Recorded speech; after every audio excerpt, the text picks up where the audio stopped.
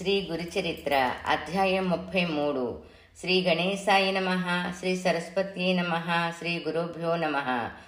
ప్రస్తావన 33, 34, 35 అధ్యాయాలు వివరించే అంశాలివి. శ్రీగురుడు మఠంలో ఉంటూనే అరణ్యములో ఒక సాధువు రూపములో సావిత్రికి దర్శనమిస్తాడు. ఇలా ఒకే సమయములో వేరు రూపాలతో భక్తులను అనేక ప్రదేశాలలో అనుగ్రహించిన లీల సాయిబాబా చరిత్రలో చూడవచ్చు. ఇది దత్తస్వామి యొక్క ప్రత్యేకత. అందుకే ఆయన కాశీలో స్నాన జపాలు, మాహూరాపురములో నిద్ర, కోల్హాపురములో భిక్ష ప్రతిదినము చేస్తాడని షిరిడి ఆరతులు స్తుతిస్తాయి. ఒక వేశ్య, ఆమె వద్దనున్న ఒక కోడి, ఒక కోతి కూడా రుద్రాక్ష మహిమ వలన, ఒక రాజకుమార్తె సోమవార వ్రతం వలన శుభము పొందినట్లు శ్రీగురుడు చెబుతాడు.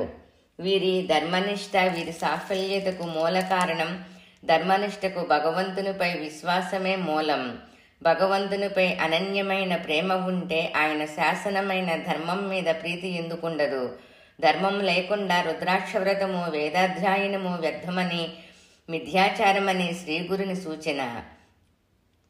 ప్రారబ్ధవశాన బాహ్య దృష్టికి వేసి అయిన ధర్మనిరతి గల అంతరంగము భక్తి చేత ఆమెకు ఉత్తమగతిని ప్రసాదించాయి.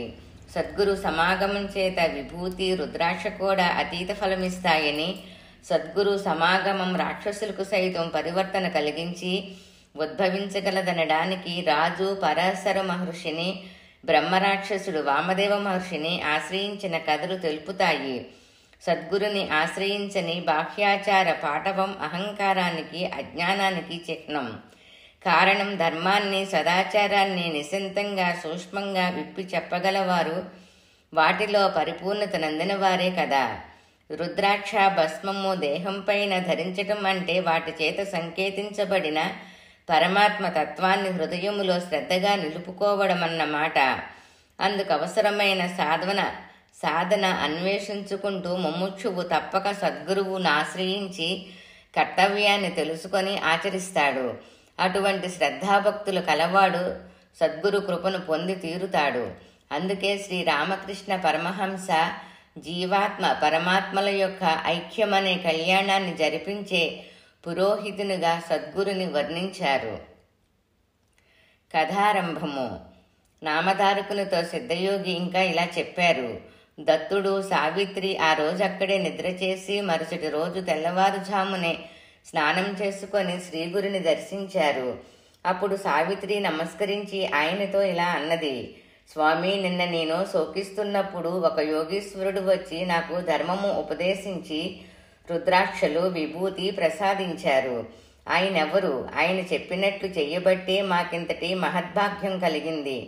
మరలా వారి దర్శనము మాకెక్కడ లభిస్తుంది అన్నది. శ్రీగురుడు చిరునవ్వులు చిందిస్తూ, అమ్మాయి, నీ పతిభక్తిని చూడదలిచి మేమే మారు రూపములో నీ వద్దకొచ్చాము. మీకు రుద్రాక్ష మహిమను తెలియచేయడానికే అవి ప్రసాదించాము.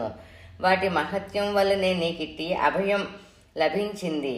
మీరు మాకు ఆప్తులు గనక వాటి మహత్యం వివరిస్తాము. ఎటువంటి వారికైనా రుద్రాక్షలు ధరిస్తే పాపాలుండవు, ఎంతో పుణ్యం లభిస్తుందని శృతి, స్మృతి, పురాణాలు చెబుతున్నాయి.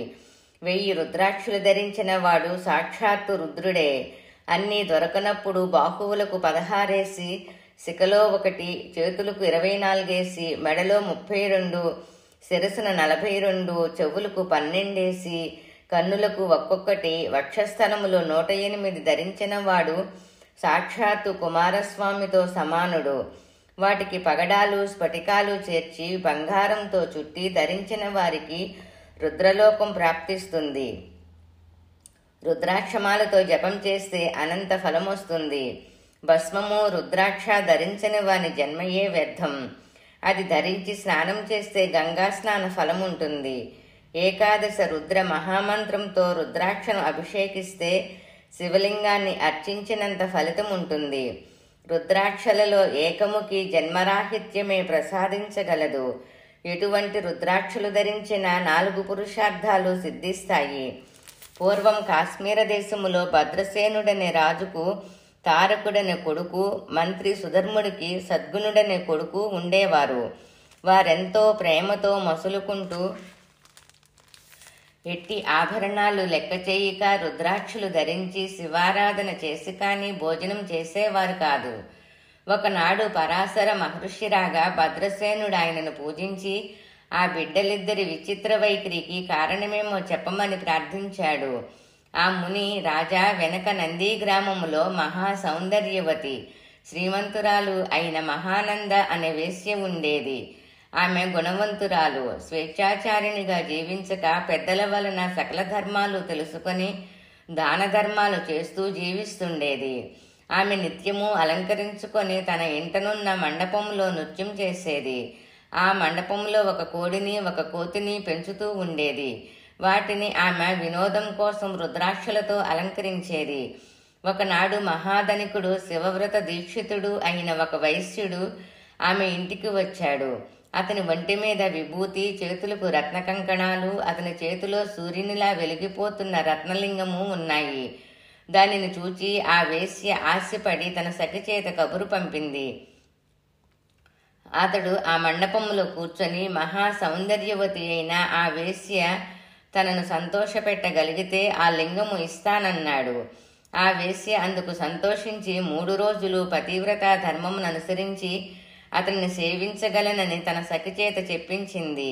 ఆ వైశ్యుడు ఆ మాట విని నవ్వి, కులశ్రీకు వలె వేశ్యకు అదెలా సాధ్యం అని విమర్శించాడు. అప్పుడు ఆ వేశ్య, నా విషయంలో మీకెట్టి సందేహము అక్కరలేదు. నేను త్రికరణ శుద్ధిగా ఆ 3 రోజులు పాతివ్రత్యం అవలంబించగలను అని చెప్పి ఆ లింగంపై చెయ్యి వేసి సూర్యచంద్రుల సాక్షిగా ప్రమాణం చేసింది.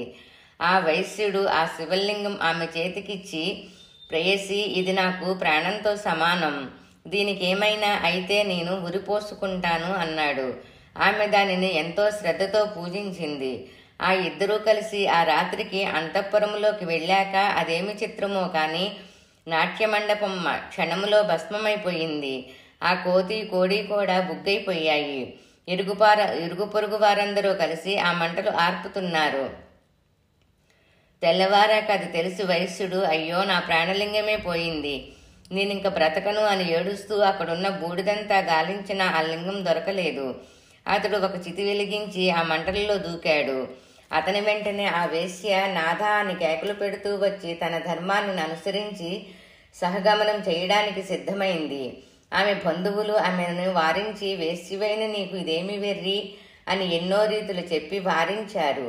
కానీ ఆమె వారి మాటలేమీ పట్టించుకొనక సూర్యచంద్రుల సాక్షిగా అతనితో పాతివ్రత్యం అవలంబించిన నాకు ఇదే ధర్మము. నేనిప్పుడు సహగమనం చెయ్యుకుంటే నాతో పాటు నా 21 తరాల వారు నరకంలో పడతారు. నా ధర్మం నేను పాటిస్తే వారందరూ తరిస్తారు. మరణమన్నది ఎప్పటికైనా తప్పదు కదా. ఇలా హీనంగా బ్రతికే కంటే నా ధర్మం ఆచరించి తరించడం ఎంతో శ్రేష్టం అని చెప్పి అగ్నిలోకి దూకబోయింది. వెంటనే శివుడు సాక్షాత్కరించి, సుందరి, నీ ధర్మగుణాన్ని పరీక్షించదలిచి నేనే ఆ వైశ్యుని రూపంలో వచ్చాను. నీకిచ్చినది నా ఆత్మలింగమే. ఈ మండపానికి నేనే నిప్పు పెట్టి నీ పాతివ్రత్య గుణాన్ని పరీక్షించాను. నీ ఇష్టం వచ్చిన వరం కోరుకో అన్నాడు. ఆమె ఆశ్చర్యపడి భక్తితో నమస్కరించి, స్వామి, నాకు ఈ ముల్లోకాలలో ఎట్టి భోగము అక్కర్లేదు. నాకు ఈ సంసార బంధం తొలగించి శాశ్వతమైన శివసాయుధ్యం ప్రసాదించు అని ప్రార్థించింది. శివుడు సంతోషించి ఆమెను వెంటనే కైలాసానికి తీసుకుపోయాడు. ఆనాడు నాట్యమండపములో అగ్నిలో పడి మరణించిన ఆ కోడి, కోతి ఈ బిడ్డలుగా జన్మించారు. పూర్వజన్మ సంస్కారం వలన శివభక్తులయ్యి భస్మము, రుద్రాక్షలు ఇంత ప్రీతితో ధరిస్తున్నారు. వీరి పుణ్యము చెప్పనలవి కానిది. కనుక ఓ సాధ్వి, రుద్రాక్ష ఇంత మహిమ కలది అని శ్రీగురుడు చెప్పారు.